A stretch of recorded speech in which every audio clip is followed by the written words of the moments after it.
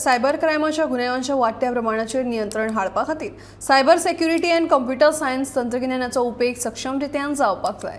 वाडटे cyber crime देशाच्या सुरक्षेक धोको तयार करपाक शकता, तशेंच आकांतवाद वाडोवपाक मजत करूंक शकता अशें मुख्यमंत्री डॉ. प्रमोद सावंत हांणी म्हणलां.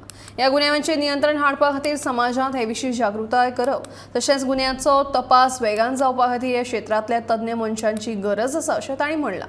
ते इंटरनॅशनल इन्फॉर्मेशन सेक्युरिटी प्रायव्हसी आनी डिजिटल फॉरेन्सिक ह्या परिशदेच्या उक्तावण सुवाळ्याक मुखेल सोयरे म्हूण उलयताले.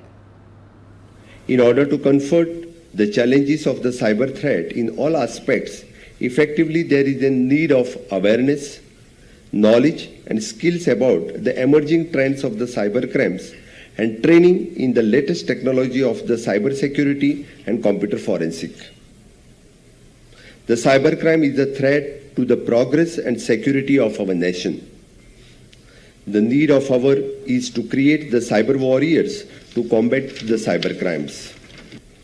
Cyber crimes are not easy to investigate because the crime since exist in the digital world, and therefore there is a great demand of the skilled professionals in this area. It is clear that cyber security and digital forensics are integral to the national security. To fulfill the need and train the experts in the different areas of the forensic science, the Government of India has established National Forensic Science University through the National Forensic Science University Act 2020 under the Ministry of the Home Affairs.